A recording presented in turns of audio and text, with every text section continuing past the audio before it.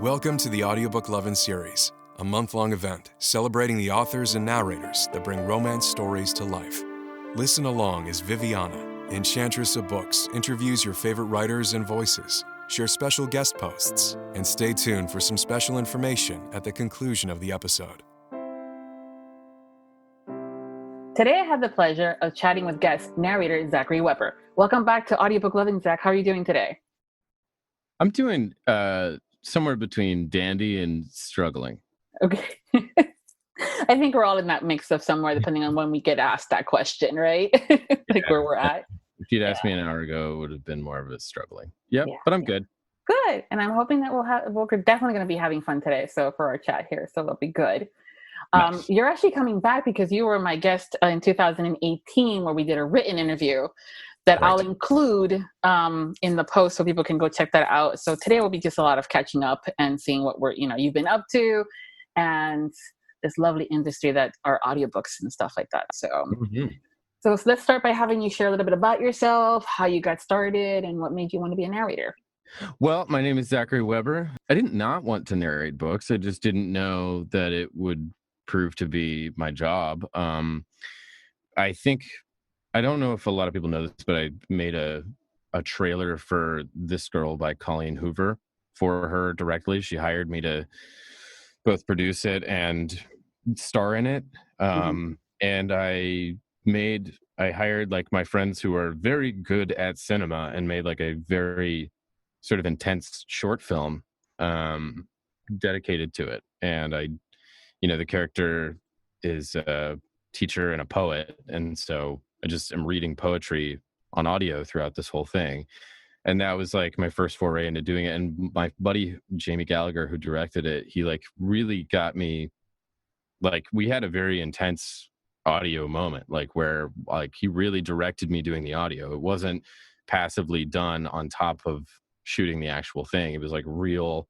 And it was like, it was like a full page of poetry, and it was intense. And, I really got into it. And I think that just sort of showcased that talent that I didn't know I had. Because I never thought I had a good voice. I thought I had a dumb, like Texas boy voice. Don't pity me. It's not that bad. No, I know. I'm not pitying you.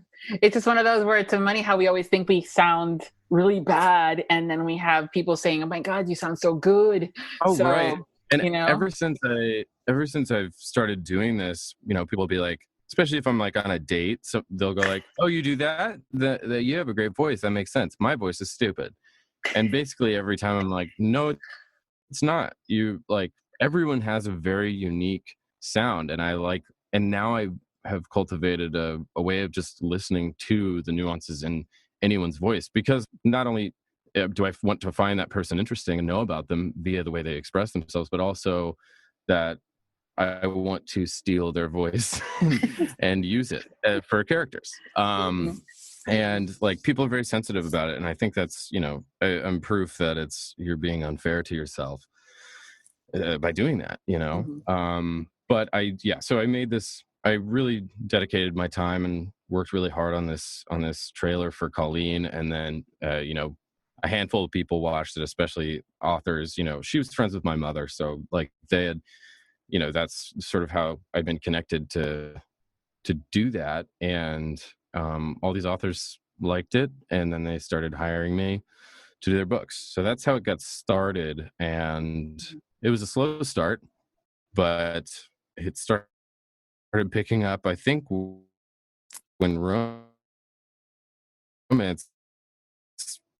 I guess, just quintupled in size in terms of audio. There were like always jobs to be had. Yeah. But it's fun. Sorry, the internet is unstable. Oh, no. My internet. There's a lot of things that are unstable in my house. Oh, goodness.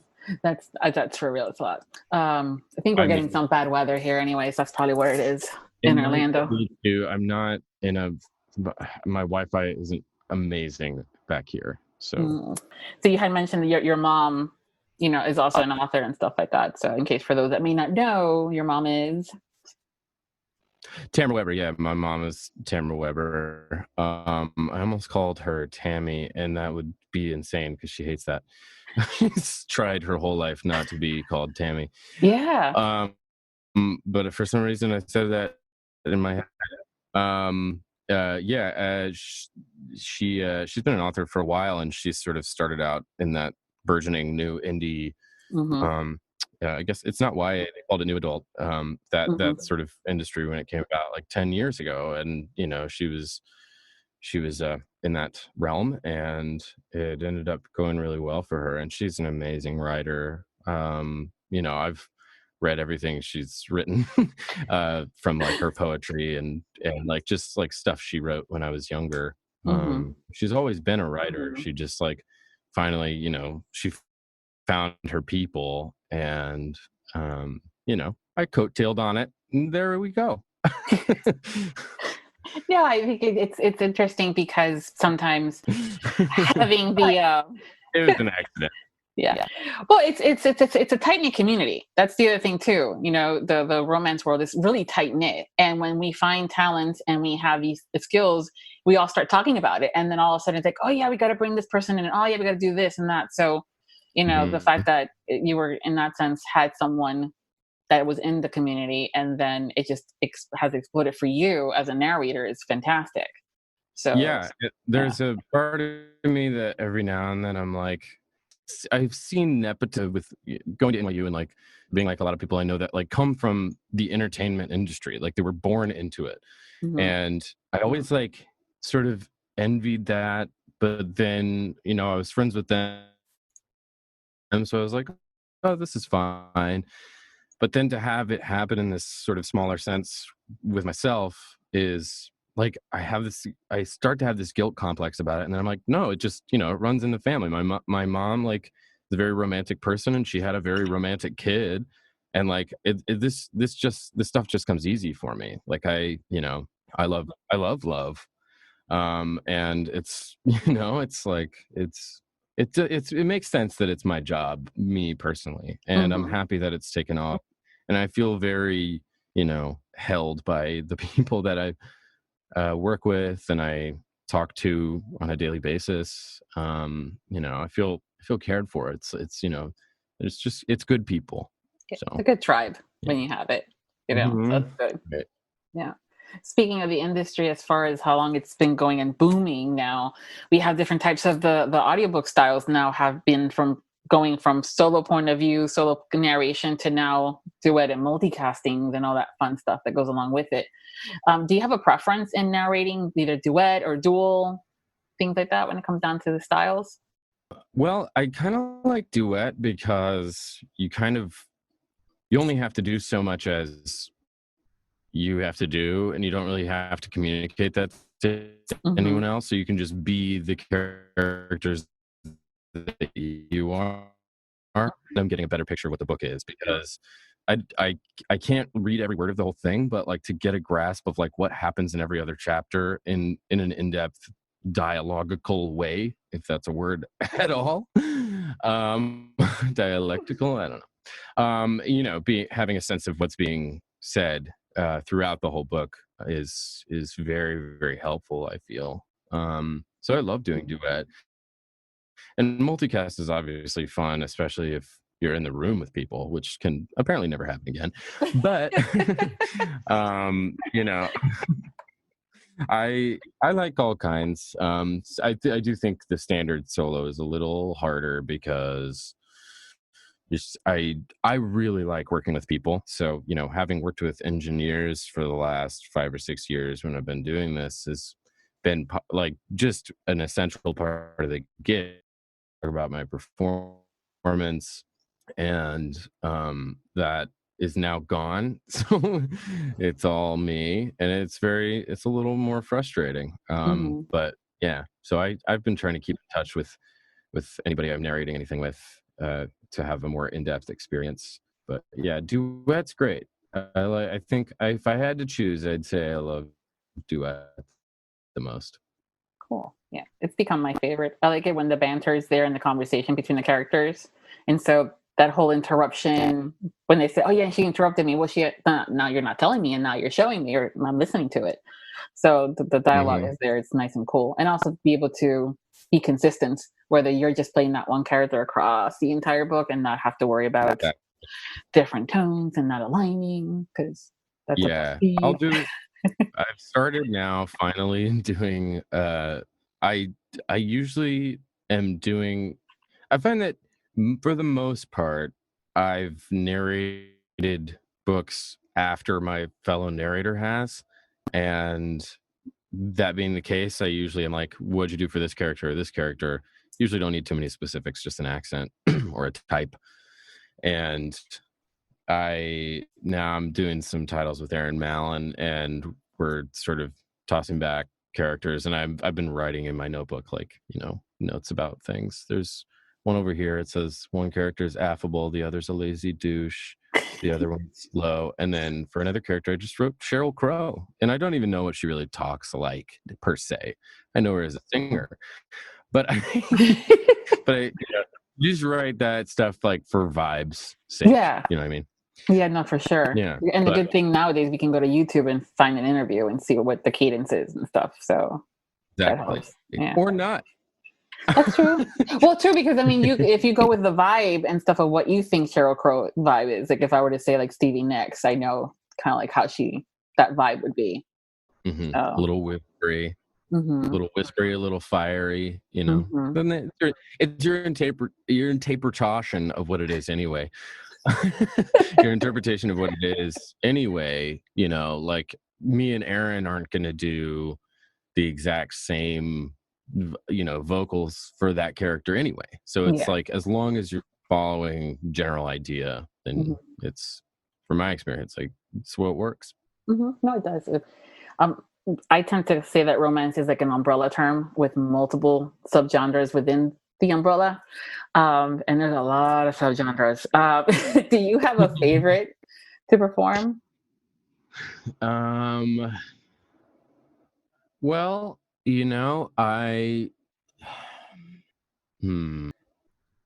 it's funny because the last 10 books I did were hockey and musician, just back and forth. Huh. I don't know. I'm learning what it's like to be a musician, but certainly not a rock star god like all these characters are. It seems like I have enough familiarity with it that it's working, but I have no idea what it's like inside the mind of a hockey player. I can kind of only speak to, what the character I'm playing. I do like darker stuff. I like when there's, some borderline taboo to it, but I also like when it's just plain old fashioned sweet love stuff. Could you just list 5 subgenres? And then I don't have a log of them in my head. Yeah, no, it's fine. It's interesting because we have the subgenres, and then within those, we have different tropes, and sometimes people get confused with if what's one over the other. So the subgenres tend to be things like paranormal romance, so your vampires and your shifters, and then we have the historicals and contemporary rom-com. Then you also have some of the more like romantic suspense or cozy mysteries and stuff like that, romance. And then you have on the complete opposite spectrum of each other, where you have the more fades to black, non-sex, scenes and stuff like that in fades to black. And then you have the opposite, where you're going everything's on screen for the erotica stuff. So you're like nothing left to the imagination.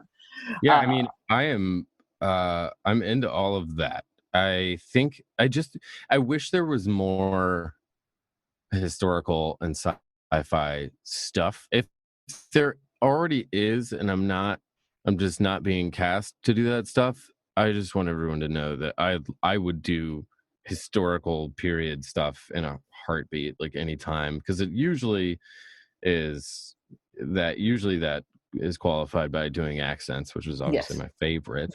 And yeah, I just love historical romance of any kind. Like I'm like a Jane Austen fan, so Wow, I'm did not into. know that. I mean, that means I'm my mother's son, to be honest. Like, I was raised on Pride and Prejudice.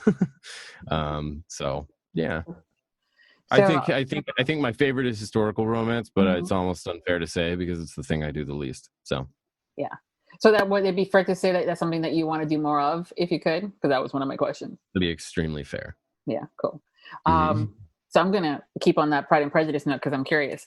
So there's always two camps when it comes down to the movie or the TV show from Pride and Prejudice, where you have the older version, which was a PBS, and I can't remember the name of the Yeah, the actor. series. Yeah, and then you have Colin the Firth. movie, and that came out in with Matthew McFadden. Do you have a preference between those two? Well, here's your answer. I'll to help you out. It's Colin Firth, Thank you. and it's the BBC. Hmm. It probably premiered in the US on PBS. Yes, that's why it was. Yeah. Actually, I think it was A&E that it premiered on in the US. Yeah. Many But yeah, moons ago. 6-part miniseries, and it's just so good. I know I love the original Mhm. much more. The movie's good, but I almost prefer, and I prefer this, I think, in a lot of things I watch. I almost prefer sort of an aged style. Like Mhm. maybe it's just because I am a child of the 90s, but like I want to see things that look like they were shot then. Mhm. I don't need a modernized version of most things Mhm. Oh no, yeah, no, that for came sure. from then. Mhm. But I like associate the Elizabethan era now with things that look like they were shot in the 90s. That's the weird part. Is like that's on me. Is that like BBC 1990s to me is what it actually looked like. But Mhm. that's my problem. No, yeah, I Mhm. think it's usually with that question is that people either love the movie that was done because it was I like Matthew McFadden and they did a really good job with it, and also a child of the 90s. Sometimes I like the other one because also it was more of a miniseries, so you get a little bit more details Oh yeah. versus in the movie, which is the same thing when people say, "Oh, they should make the book into the movie," and I'm going, "No, they should make the book into a miniseries," um, just to I'm get all those praying details. I'm praying for someday, like, because to me, the films, the Harry Potter films, were Hmm. just not nearly enough. Like, and I think that's what a lot of readers, Yeah. and we're now a pretty silent minority, I think, in terms of watching films. Hmm. Like we want like the in-depth look at things, Hmm. and I'm hoping that in 10 to 20 years they do Harry Potter as like a long form Game of Thrones level series, so you get Hmm. every detail. Yeah.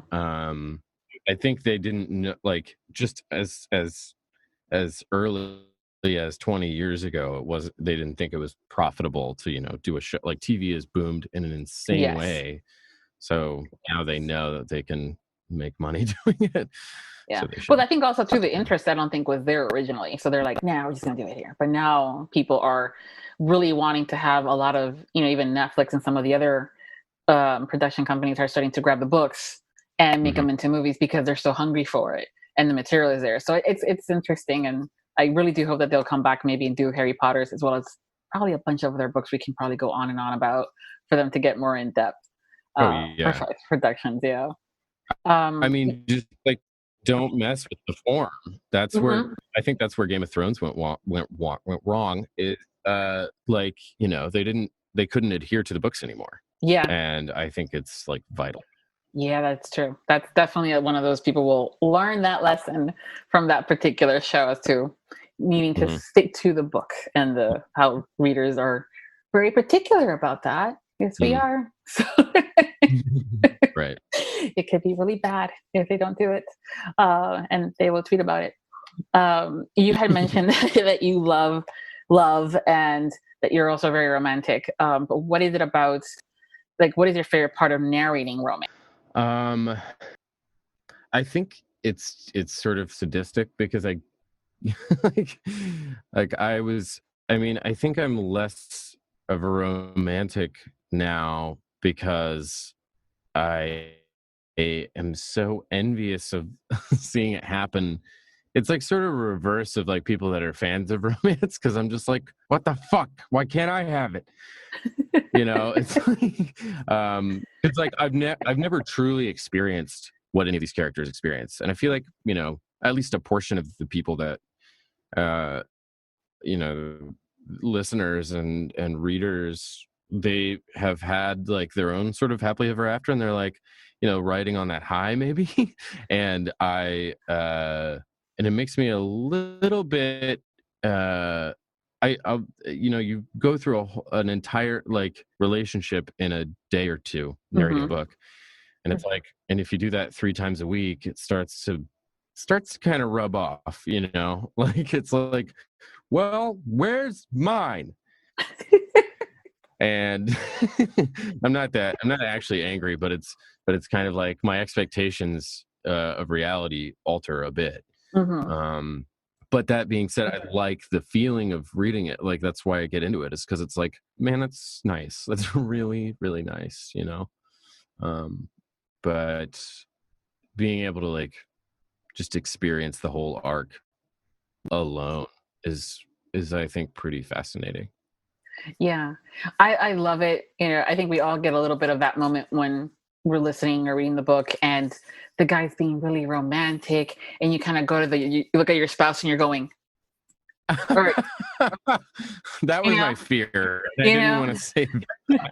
Oh no, I'll tell you. Or my favorite is when it's one of those more steamier moments and you're going highlight, highlight, highlight, highlight, highlights, and then you go read, memorize tonight.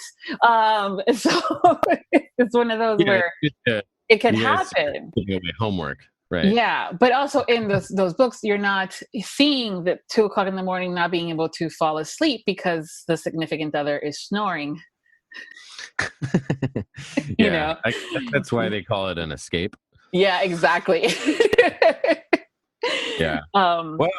Yeah. Mm-hmm. Well, it's the same thing. I did a bunch of internships growing up in my early 20s, and none of them were in such an environment. Absolutely not. And none of my male bosses ever looked like that either. So, I totally get you. Like, why not? I did not know what you were going on to explain. You were saying that fantasy was not fulfilled in the same way. I get it. Yeah. I don't know. It's because sometimes I'm like, this is ridiculous. Nobody's ever loved like that. I just turned straight up into John Mulaney just then. That was crazy. Nobody's ever felt love. Yeah,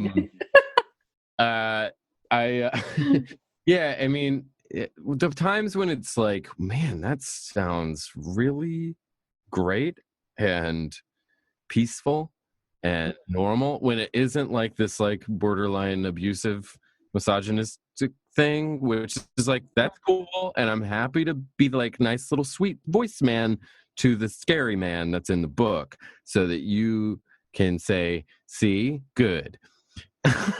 But when it's like, man, I really like this guy, I like being this guy, and that's usually when they're set in high school, because it's like, they haven't become disheartened by existence yet. I'm always curious. I'm like, when am I going to get the book that's like the romance that goes really well, and then there's a part 2 that's 10 years later when it's all gone to shit, and then there's the romance again, because that's more realistic. Because you fall in love when you're like 17, and then you're like, this is wrong by the end of it, and then 10 years later, like, that should never happen again, and then you meet someone else and you're like, now this is it, and then you're also wrong about that. So then book 3 is what I'm waiting for in my life. I don't know. It's obviously fantasy, and that's I only say that because that's what people I know that listen avidly say. I wouldn't just say that of my own accord, but what I don't know. Well, it's a good fantasy. I think it's definitely an escape, like you were saying, but it also kind of makes you want to strive for some of that. Like there's sometimes books where there's really open dialogue between the couple, whether it's whether it's about wanting to go on a date in a specific restaurant because she's really, really wanted to go there, to everything to the complete opposite of wanting to try different positions because they're curious. And in that environment where it's okay to ask for things, and have that conversation without it all going to shit, or not talking, right. And I think sometimes people don't talk enough. And so that's also where it all comes into play about wanting to learn something. While it is an escape, there's still certain things that you can learn from these books. My marker for my personal understanding of the text I'm reading, I guess it'd be my boundary for being like, I get this or I don't, is usually from the two main qualifiers are, does he get genuinely upset if another man comes near her? If he gets upset that a man is even near her, I'm like, okay, as long as we're having a conversation about it and talking about why and acknowledging that we have a problem for thinking that, me, protagonist, man, then we're good, because I understand being like jealous of a lover's other interests of any kind. But then the second one is brother being mad that anyone would ever touch sister, or that brother's friend would be interested in sister. It's like when there's open discussion, like you said, about it, then I'm fine with it. When it's open discussion and like they might be unfamiliar with broaching the subject, but they're at least trying it. It's like, I'm sorry, but like people are allowed to fall in love with your sister. And women are allowed to have platonic relationships. And also, let alone, women are allowed to have non-platonic relationships with other men. And you have, like, it's a matter of like what everyone wants and discussing it. There is, of course, like, the it's not a cop-out. It's like it's a motif, which is to be like, I know I'm a Neanderthal. I know I'm just being a caveman right now. But that's that thing. It's like, I get that. You know what? I get it. I get wanting to feel possessive and then saying like, I'm really being possessive right now. I must be crazy or something, But it's when it's not acknowledged that I'm like, just come on. Like, just talk about it. Yeah. Let's talk about it, which is like seen societally as like a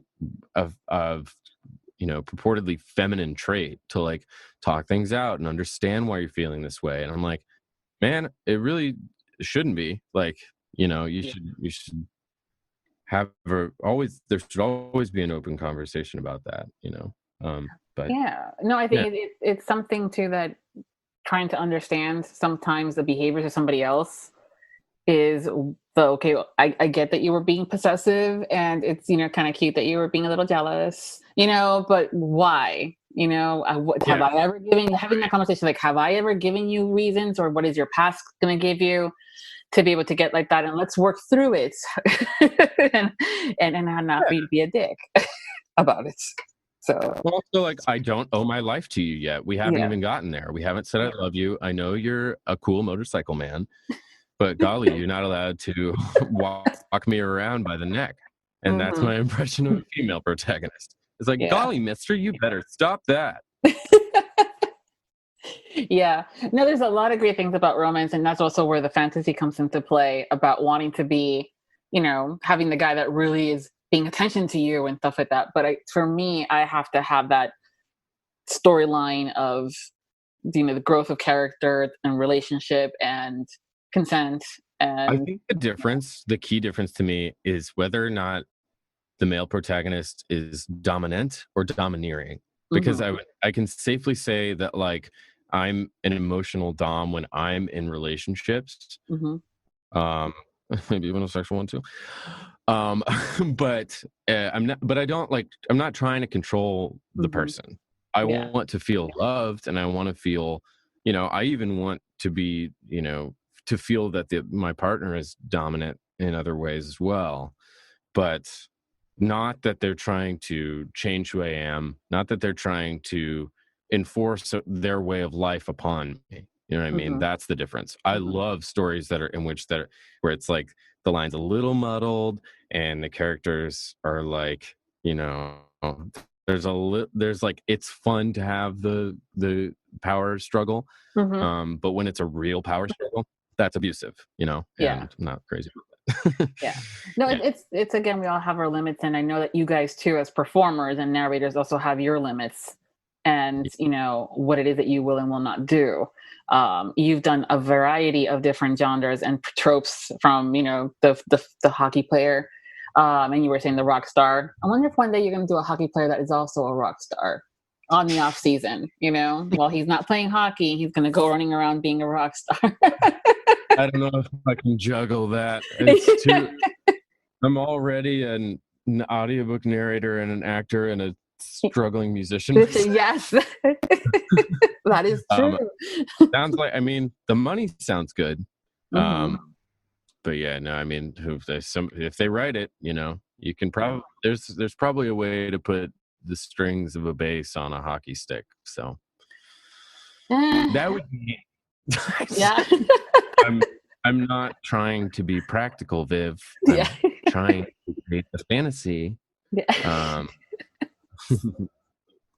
Now I'm just trying to figure out, there's probably someone out there that goes, dude, I can totally construct a guitar or a bass and use a hockey stick. And I'm like, I'm sure they can. I've seen other things being used. Why not? What? Take it. It's a free idea. Whoever wants it can have it. Totally. Or I'll write it. I've been thinking about it. I'm gonna be honest. I've been thinking about writing romance. Cool. I know all these other narrators are, so might throw my card in the deck. Yeah. What kind of romance would you write? Do you want to talk about that a little bit? Just because I'm curious, but if you don't want to, it's fine. I don't know how I could write it without it being kind of satire, but I also don't want to mock it. But then again, the times that I've done that, like I did my podcast and that went over so well, and I was straight up doing a goofy, interpretation of erotica. But really, I guess in my podcast I was making fun of the films more so that I was satirizing. But I don't know. I think if I were to write, it would definitely be comedy. I don't know. That's I always hit that dichotomy, which is the two parts of myself where I'm I'm a brooding, emo, sad little bitch, but I'm also a doofus. So I never know which direction I'm gonna go. Yeah. I just think I'd be good at it at this point. I know this. I understand all the basic, pretense, and I think I'm a pretty good writer. So I don't know. We'll see. I'm not making any promises. Okay. I don't have time right now. I know you're busy. You're really busy doing a lot of audiobooks. You mentioned the music too. So tell us a little bit about your band. Yeah. I want to know more.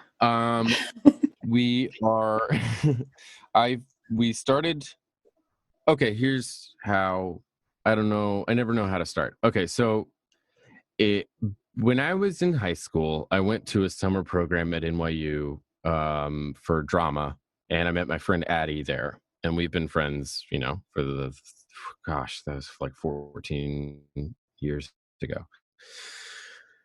We've been friends since, and we've always kind of, we did theater stuff together in college. But then when she moved out here, because I've been out in LA for 8 years now, when she moved out here several years ago, we fucked around and played folky stuff, and she'd play guitar and I'd play violin, and we'd sing, and that always was a hoot, and it was fun, but we never got terribly serious about it.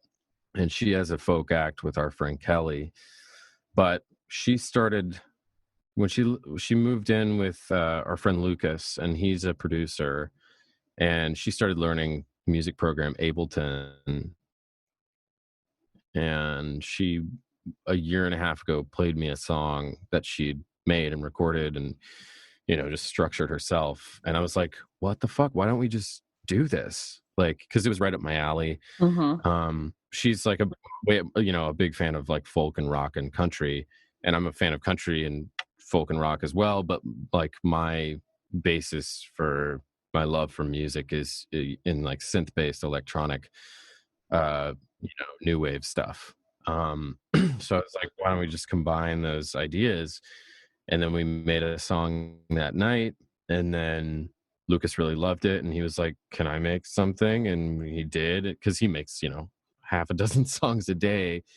So we started just throwing stuff in a pile and just making things, and it coalesced into this into a synth pop band. And our friend John is an amazing guitarist, and he hopped on too.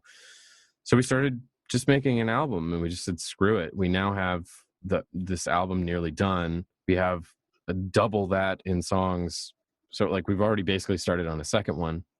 But last year we started playing shows, and it was going really well. And then we're still playing shows this year, and then and then something happened, and we can't do them anymore. But it's weird. It's like, whoops. It's kind of the thing I think I always wanted to do, because I've always been a singer, and I've always wanted to write songs, and then I don't know why I always had this blockade up, because like, I'm an actor, I can't get distracted, I need to do that. And then I was like, no, just do it. Like, do the things you enjoy.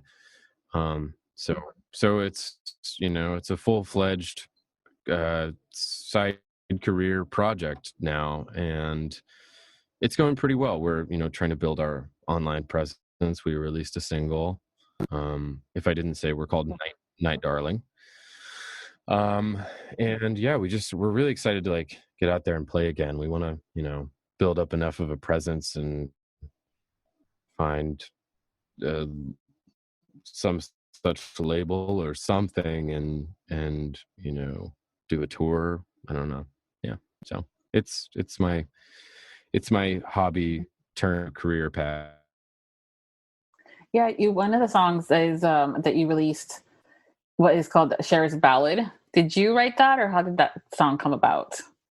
Yeah, Sheriff's Ballad is, I wrote that after we'd started making stuff, and that was almost a year and a half ago. And so it was like when audiobooks had like really taken off, and it's just like just became my permanent job.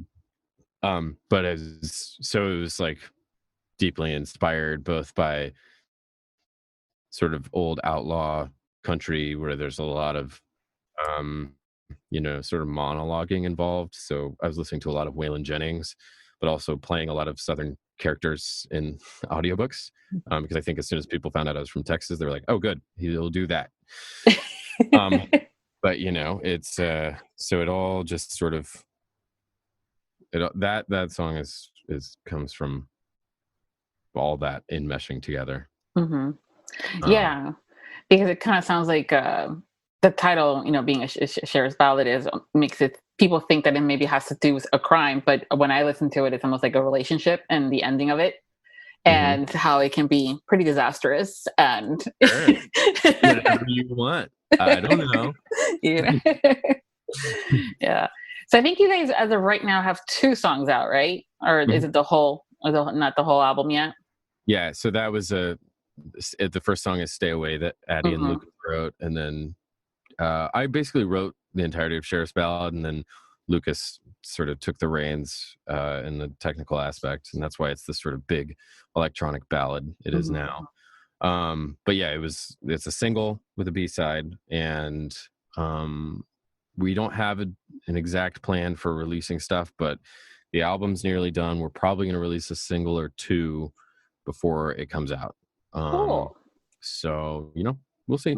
I'm excited.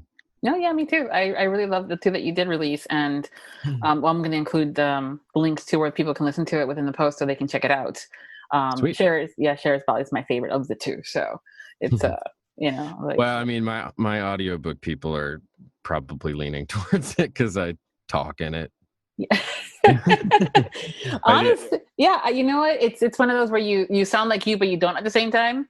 Yeah. And I think it's just like the storytelling is what grabbed me in it. And then the rhythm, it has such a catchy little, like there's a couple of underneath tones that you kind of get. And then you have the other one that's a little bit faster paced, and all that combined, it's like you end up like, I'm like sometimes doing some work for Lauren and stuff, and it gets into my head, and I'm like, and then I'm like, oh, I gotta go get it, and then I'll pop it on there and listen to it. So I really appreciate that. Thank you for listening to it. No, yeah, it's like a groovy, has something that just kind of catches you. It's one of those songs that just, for me anyways, I like it, and so sometimes in the mood I'm like, I'm gonna listen to it. So thank you. Well, I'm very proud of it, and I'm excited for everybody to hear everything else. We lean a lot more like this. I gotta say, I didn't realize until after we released it. It's like these are more poppy. Like our other songs are a bit darker. I'm a big Depeche Mode, New Order fan. So yes, you are. Very deep. I'm annoyingly so deeply inspired by the groups like that. So it's really surfaces in the rest of our music. Yeah. How'd you get into Depeche Mode? Because those were, I mean, I'm a '90s kid, but they came out like late '80s, early '90s. How'd you get into them?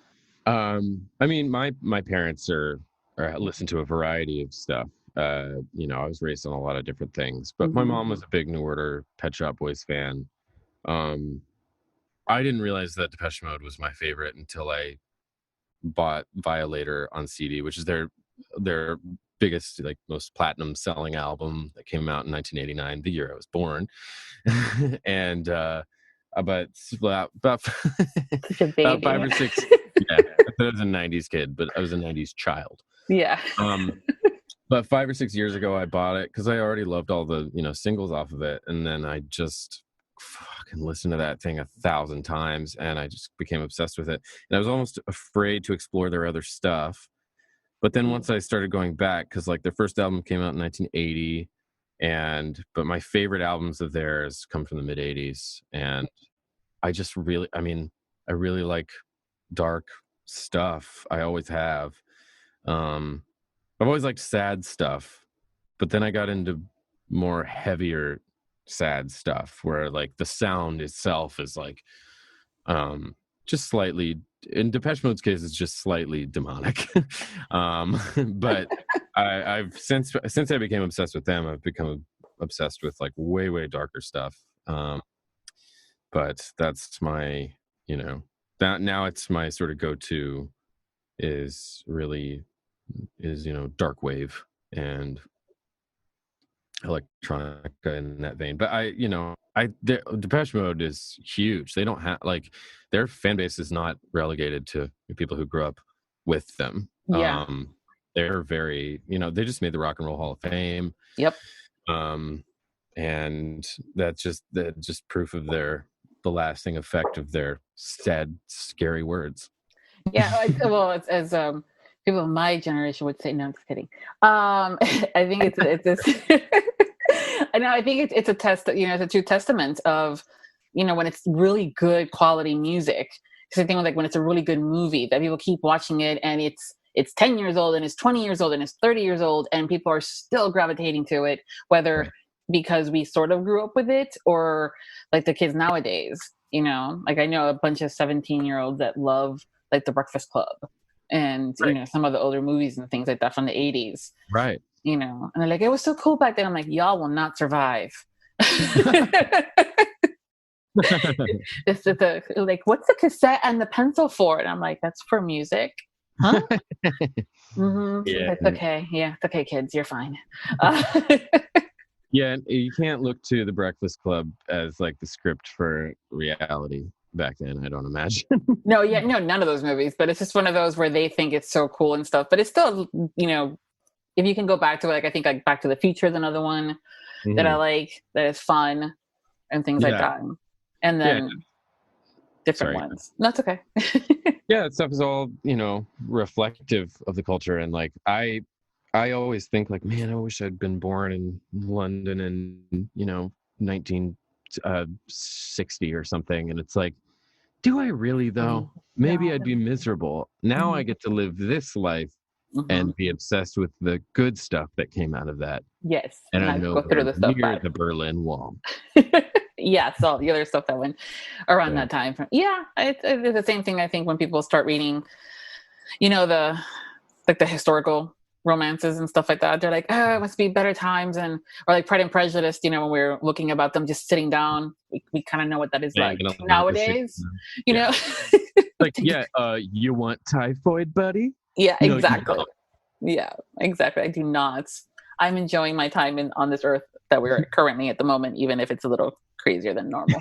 a little. Just a little. Just a little. With audiobooks, there's a lot of, the written words and you guys performing it. So they get a lot of different, words that are put in there. What's your favorite bad word? Like, I don't want to say naughty, but I'm just curious because we all have different ones. So. Yeah. I mean, fuck is my go-to and everybody loves when I say fuck, apparently. I think I had to like learn. I mean, my parents cursed a lot, and I think once I was finally allowed to say it, and they accepted that I was a human adult that said it, then now it's just a part of my entire fucking vocabulary. I can't not say it per sentence usually. But I've taken, and this is another Anglophile thing, I guess, because I'm just obsessed with British stuff, but they say cunt so readily anytime, anything, like for every word. And I definitely do it alone a lot. And it's not really an insult towards someone else at all. It's often just like, it's like stubbing your toe or being angry that you keep coughing or a plane keeps flying overhead when you're trying to record a book. Yeah. But never to like address a body part or a person. It's just like, it's just a thing. Yeah. Yeah. No, I know that I think it's definitely my new that's your new one. Yeah. Yep. I'm definitely a fuck. And from a Anglified stuff of things, sometimes I do the bloody hell or the fucking linger. So I mix those two,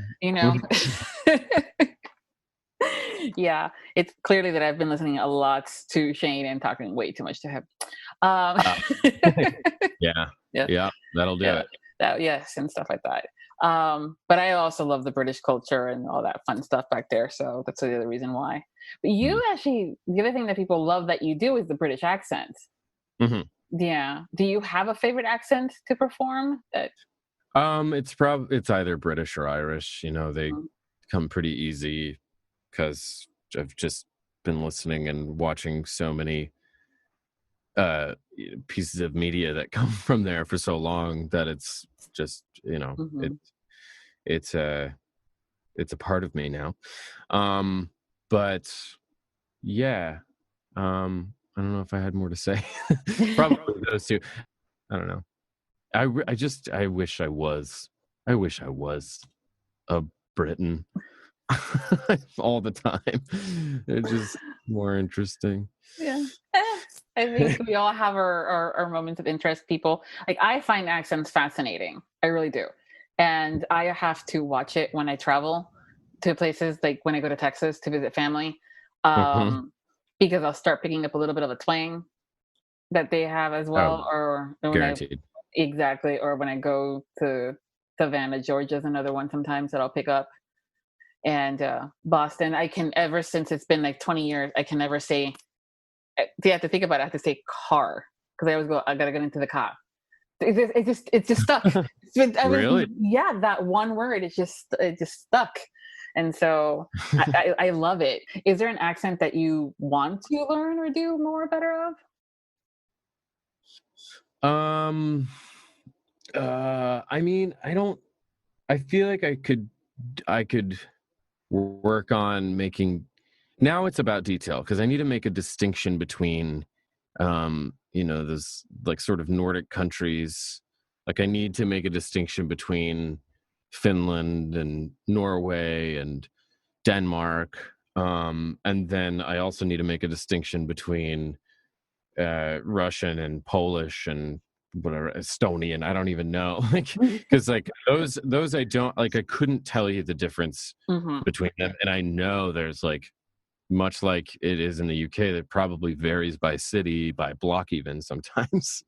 And you know, those I feel like I owe it to myself to start making a distinction between. But it's rare that I have to do them, you know, like the most, it's usually like if you're doing like a romantic thriller and then there's like a gangster from Poland, then it's like, okay, I'll do what I think Polish is and it works. Not like, not, you know, I don't, I usually go and like give myself a primer and review. I just sit on YouTube for half an hour, you know. Yeah. Try to recall exactly the nuances. Yeah, I know. I think that romance tends to stick with the Brits, the, you know, the Irish and the Scottish, and of course the cowboys. You know, that one comes real easy because I never really had a real accent, but people tell me I don't, but I think I do sometimes. It just depends. I often say this, but like if I'm drinking, then it's there. Period. Okay. Yeah. Period. And is it more like a Texan accent or like another, like a Southern? Okay. Because I know that they also have they're very proud of their accents, you know, and how they, which is funny because my family, they're from Connecticut and they've been there now for about 25 years and they all have that little Southern twang.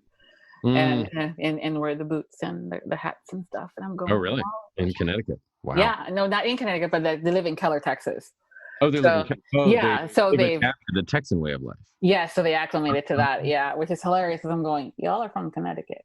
I mean, if I have to like go into a shop, if for instance I'm like on a road trip home to Texas and I'm in Texas or New Mexico and I'm at a gas station, like I'm going to put on the accent. Like, I don't care. It doesn't feel manipulative. It's just like it's like, thank you very much. Like, I'm going to do that just to assuage, you know, the fear of being in that part of the country.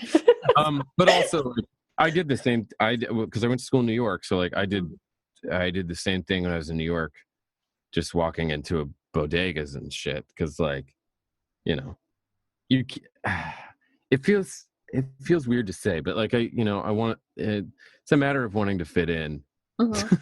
Well, you actually end up picking it up because they weren't. They've been there for so long now that they've been more in Texas than they were originally in Connecticut, as far as that goes. So it's what it is, you know. I'll probably just have to be 5 minutes in Texas to pick up that accent. I had a friend who went to, you know, college in London for a semester, and she came back with an accent. I was like, "What are you doing?" She was like, "What?" You know, like, and whatever do you mean? You know, and I'm like, and it just sounds so formal. Come on. Yeah. But then I went to London for the first time in September and I just could not stop doing it. And luckily I was around, they didn't really give a shit. All the people I hung out with, they just didn't care. And I was like, good, I'm just practicing. That's all, you know? Yeah, you get to use that. That's for sure. It's just practicing, you know? As long as it's a white person, I am going to mimic their accent. Yeah. Well, it's part of the job description, you know, to be able to get those different cadences and you know, the accents, and as well as it's, I think, part of the being part of a group. You know, you kind of pick up on people's habits. It's the same thing. You know, you start learning. You're like, I didn't know that I was actually having the same cadence and talking to you at the same time. You know, you pick that stuff up. So it's normal human behavior in nature. So it works out. But totally. One day I'll go abroad. I always make sure to say that like it is absolutely flattery. I like your voice. I am just trying to put it in storage to use later, like for my job, you know? Yes, exactly. What snacks and cocktails do you keep handy for yourself when you're recording or just to keep you sane? Snacks and cocktails? Yeah. What do you have around? People have been talking about how all these snacks that they're doing are these are their go-to drink lately. And, you know, I'm also trying to, expand my drinking habits as far as Okay. I can't really help you there. I'm way less of a drinker. That I have significantly cut down how much I drink, because I'm, primarily a social drinker. Mm-hmm. I've started going to the wine store and being particular about it, Mm-hmm. and getting street. So been going there. But outside of that, I don't have any other alcohol recommendation. I'm not making my own version of a Mai Tai Yeah. or anything. Okay. What about snacks? But for snacks, I'm just I just order a lot of Thai food, and I'm not good at snacking. I'm like, it's either a meal, I'm all in, or nothing. All or nothing. So I just, I'm just heating stuff up. I'm spending so much time in here You're forgetting and me. working on other stuff that I'm not like, I'm not really thinking about food. It's just whatever's available. I'm just doing groceries. I feel so bad that I don't have any recommendations. No. Again, it's just curiosity. I think we have, again, our go-to snacks. Whether they're like the M&Ms or if they have specific kinds of chips. Like you were saying that you like Thai food, and so is that one of your favorites? That's definitely probably there's a place down the street from me that has kind of every kind of, it's a Thai place, but they have basically everything. It's like basically Pan Asian, and I usually get their pad see ew or a curry, but then they have this would be good to try to make as my own cocktail, because I was making smoothies earlier. And then they were doing a number on me, so I stopped. But this place has a pineapple basil slush thing. So, it's like an alarmingly good combination. It tastes so healthy. It's good for you. Mm-hmm. Yeah, no. It's I'm all about, like I said, trying new things. Like I've never had Thai food before. You've never had Thai food? Mm-mm. Thai food is, I think more than any other kind of food, it's just become the most popular food on earth, I feel, recently. Yeah. Like it's just everywhere now. It might be everywhere. I just never tried it. You really should find the best Thai place in town and order from it. I think I'm going to start doing stuff like that. Okay, now I can help. Okay, my favorite dish at a Thai restaurant is usually pad see ew. And it's flat egg noodles. And they're usually just like cooked to death in soy sauce, and then there's always broccoli. They sometimes will throw it in like a red pepper or onion or something, but usually that's the basic, and then you add a protein, either tofu or beef or shrimp or whatever, and it's good because it's as sweet as it is savory. And yeah, you can't go wrong. Cool. I'll have to try that. See? Yeah.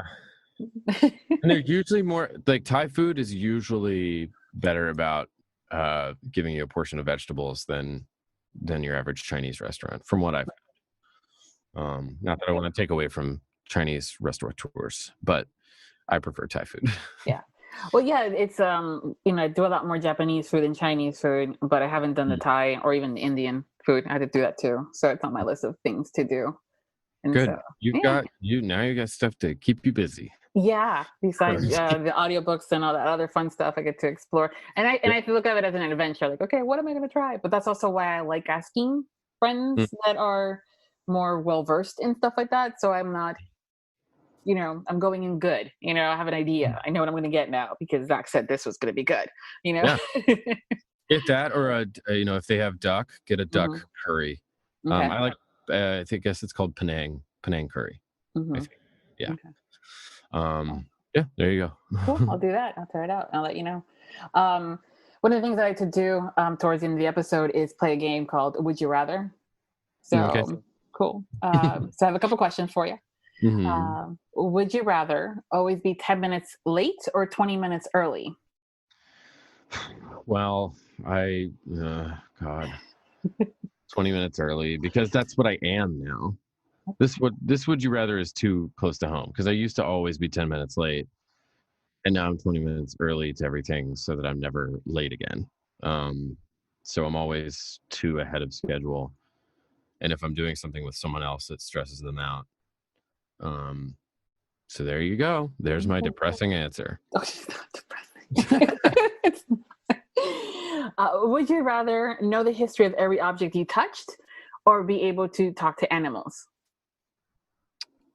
Oh, talk to animals. Mm-hmm. Yeah. Oh, easy. I mean, that's got to be what people usually say.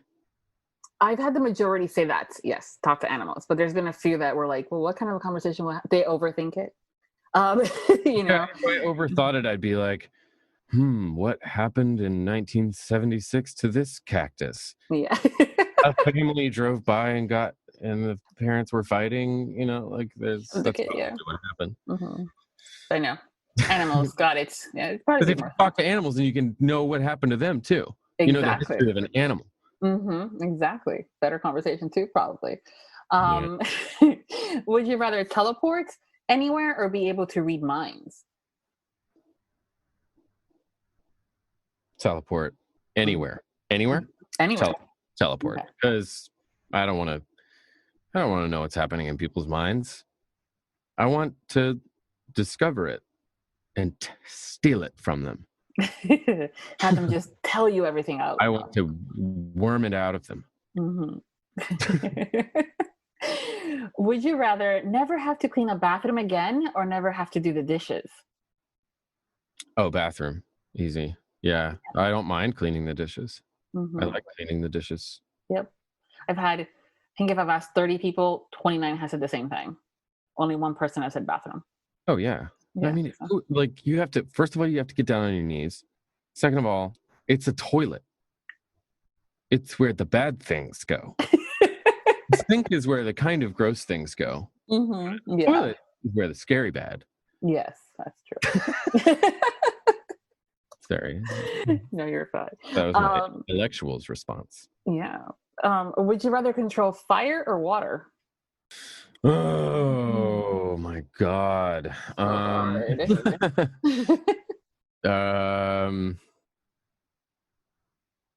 Probably water. It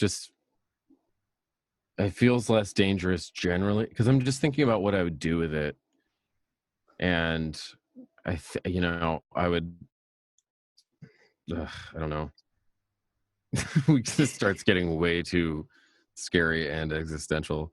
I guess water. I'm just going to stop there. Okay. Would you rather be invisible or be fast? How fast? How fast do you want to go?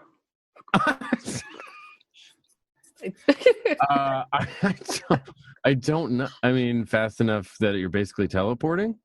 Like if I could run. Okay. I already forgot what it's invisible or be fast.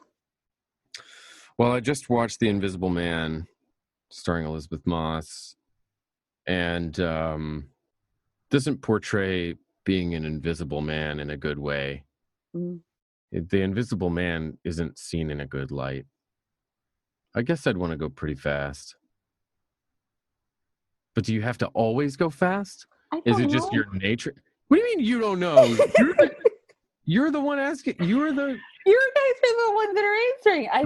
This is why I like asking these questions because it's fascinating. It's fascinating how the answers start. They start can I control how fast I can go? Do I get to control the invisibility? Like, do I get to turn on and off? And I'm going, which one would you rather? It has to be specific when I'm playing this game. I need specifics. Okay. I guess if I could run as fast as like a high-speed train. Mm-hmm. If I could run like 200 to 300 miles per hour, I feel like I'm like answering in the 6-year-old. The way a 6-year-old would. Well, if I could run really fast, like as fast as a twain. Yeah, I guess fast. I don't want to be invisible. It's fucking weird. It makes me think that it makes me automatically feel creepy. Okay. Would you rather lose your sense of touch or your sense of smell? Touch over my whole body or just my hands? You have to. I would. Okay, the assumption would be if it's a sense of touch, it would be the whole thing. I guess you won't be able to feel anything, regardless of where in your body it is. Or smell. Or smell. Yes. Feel the hug or smell the flower. If I lost, okay. See, because this one could go really deep. Because if you've lost your sense of feeling, that would mean that you've lost like your nerve endings and you're basically paralyzed. Like that would imply more than just like my epidermis doesn't work. Well, there's some people that think there is a condition where you don't have a whole sense of, you can't tell if it's hot or cold. You can't tell if it's, that distance of touch or that someone's touching you. You can't feel that. So it's not necessarily that you're paralyzed or anything like that. You just can't tell that someone is. Okay. See, now you're doing your job. Thank you. I'm sorry. Thank you for putting me straight. No, I think I'd prefer to lose my sense of smell for sure. I think I've cultivated enough memories, because that's what they say is that the sense of smell is most tied into memory. Yeah, okay. Definitely. Okay. Would you rather always be hot or always be cold? Always be cold, period. Because I am always hot and I hate it. And I want to die, Viv. I'm burning up right now as we speak. Yeah, I know. I hear. The way people have said that, I'm going, well, at least if you're cold, you can always put something on to keep yourself, average warm or whatever. Yep. When you're hot, you can't take, depending on where you're at, you can't take everything off. I have to pray you because I've had someone say, well, you sort of could. I'm like, well, it depends on where you're at then, if you can take it all off or not. Yeah. So it all depends. Yep. Would you rather tell everyone your guilty pleasures or never partake in any guilty pleasure again? Shit. What? Oh my God. Tell everyone what your guilty pleasures or never do them again. I guess I'd tell everybody. Mm-hmm. Yeah. Because, it's not going to stop me. You're not going to stop me. No one's telling you to stop. Last one. Would you rather have a personal chef or a personal masseuse? Masseuse, period. Damn, that was quick. I love massages, and I really miss them now. Oh, God damn it. Thanks for the reminder. Just kidding. Sorry? I have a back massager, and my roommate just got a neck massager. So right after this, I'm going to use both. Yeah. That was a quick one, though. Usually people are like, I don't know, and they start trying to figure it out. But it's good that you know what you want. It matters who's beating the pain out of me. And that's why I want to keep my sense of touch. Touch, yes. No, yeah. No, trust me, if I had to choose between the two, I would do the same thing. I miss going to the massage and getting my massages. So, yeah. Oh, yeah. So what do you have going on next that you can share as far as audiobooks? Do you have stuff that's coming out? This is going to be coming out in June. So around June-ish, August, September. You have a lot of them coming up. I don't know. I don't know. No, yeah. Well, stuff that you probably can't talk about is one of the things. And then the other thing, too, is you guys are contracted to record the book. Sometimes you're not told when it's coming. So. Exactly. I don't know. Yeah. That's why I never do announcements, is because I have no idea. I don't, I'm just a player. Yeah. Just a player in the game. Yeah, no worries. I will see what's coming out that I know of, and then I can include that in the post. And if I see if Audible has anything, I'll do that. So I'll do it. I do it. Yeah, I do it. I do it. Well, thank you for being my guest for this year's Audiobook Lovin Series. I appreciate that. Thank you for having me. I'm so glad we finally did it. I know. Yeah, good to talk to you. And everyone, thank you for hanging out with us today. Until next time, happy listenings. Thank you for joining us in the Audiobook Lovin Series, hosted by Viviana, Enchantress of Books. We hope you have enjoyed this episode, as well as the series. We've included audio samples of our guests' work within the post for you to check out. Please make sure to visit the main page, link within the post, to learn more about the series, the authors, and the narrators. Please consider leaving a review wherever you listen to the series if you enjoyed today's episode. Make sure to follow us on our social media platforms and subscribe to the Viviana Enchantress of Books newsletter. Until next time, happy listening. Audiobook Lovin hopes you've enjoyed this program.